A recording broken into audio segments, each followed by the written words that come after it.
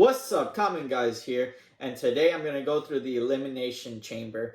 It's a great pay-per-view, and honestly, a lot of stuff does happen to lead us into WrestleMania, so here we go. The first match on the card was the Kabuki Warriors versus Candice LeRae and Indy Hartwell.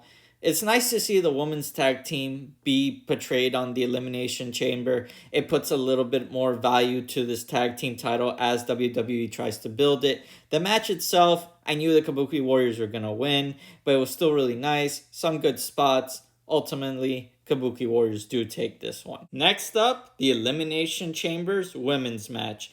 And what a match. Going into the Elimination Chamber, the Women's Elimination Chamber was my most anticipated match. And you know what? It delivered.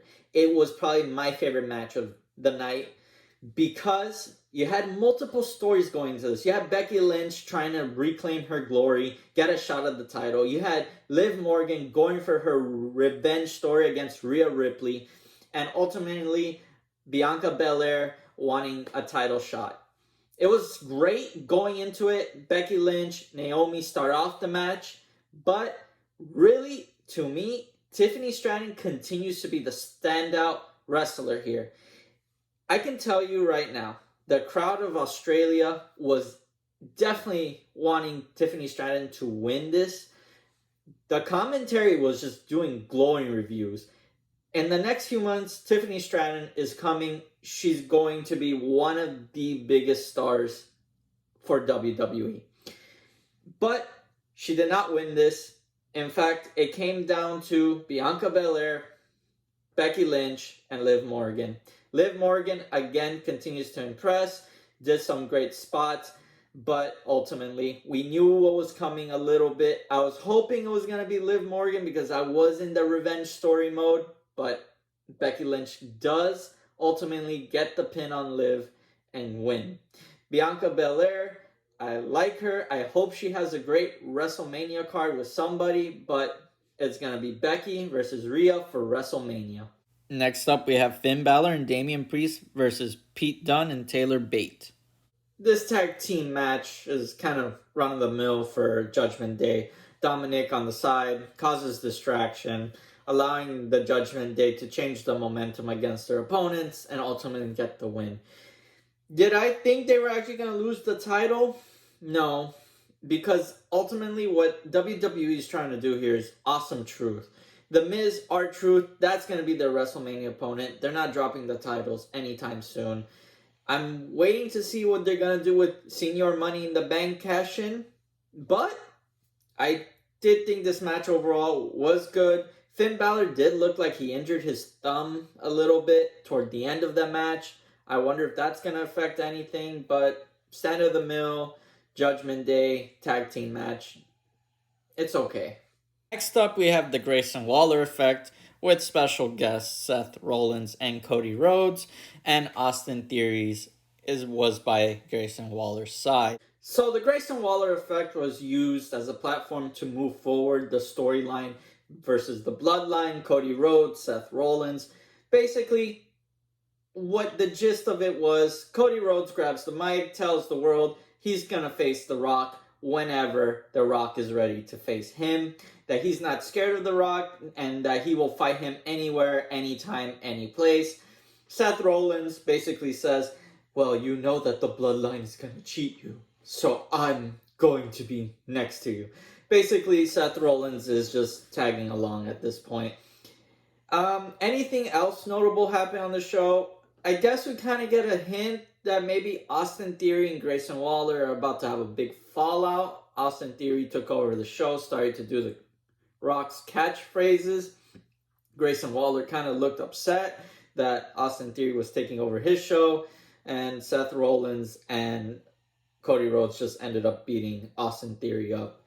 It was a quick segment, but ultimately that is our Bloodline moving forward point from Elimination Chamber. Next up is the Men's Elimination Chamber match. We have Kevin Owens, LA Knight, Drew McIntyre, Randy Orton, Bobby Lashley, and everybody's favorite YouTube WWE star, Logan Paul. I knew I was in for a good time. Literally, LA Knight jumps on top of Randy Orton's box while Randy Orton is inside and does the whole LA Knight, yeah. No, it was a great match. Not as good as the women's match, to be honest, but it was a great match nonetheless. A lot of great spots. LA Knight looked like a champ. Drew McIntyre kind of huffing and puffing, wanting to be the man that's going to take down Seth Rollins.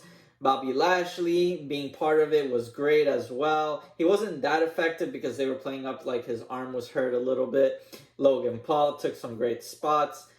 But this is kind of how it all played out. So let's start. LA Knight, AJ Styles, that's a thing, and that carried over into the actual Elimination Chamber. AJ Styles gets into the Elimination Chamber, costing LA Knight his victory, giving him multiple chair shots, and ultimately getting him eliminated. This is going to carry over into WrestleMania, of course, because LA Knight, AJ Styles seem to be booked to have a match.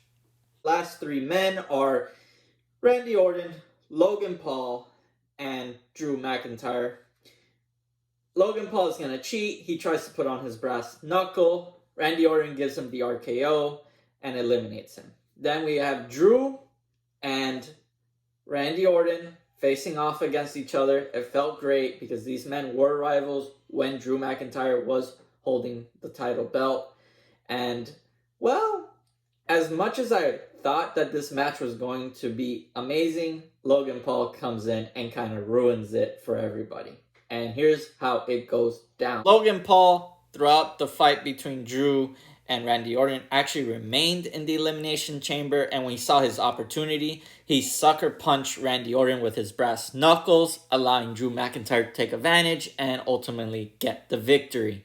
This is going to set up Randy versus Logan Paul for WrestleMania, which was one of my biggest questions coming into the Elimination Chamber as to who Randy Orton would go up against, because I kind of knew that Drew was going to win this. And the final match for the night, Rhea Ripley versus Nia Jax. Watching Rhea Ripley enter into the stadium gave me such a good feel moment. It's like Bret Hart in Canada. You know the crowd is for her. You know it's the hometown hero. And you know she's going to deliver. And she did. The match was a great match. Nia Jax gave her some nasty little bumps, but it doesn't matter. Rhea powered through them and ultimately delivered the Riptide to send this one home. Feel good moment. The crowd erupted. She got to celebrate with her family, holding the title. Great way to end the night. Great way to end this pay-per-view.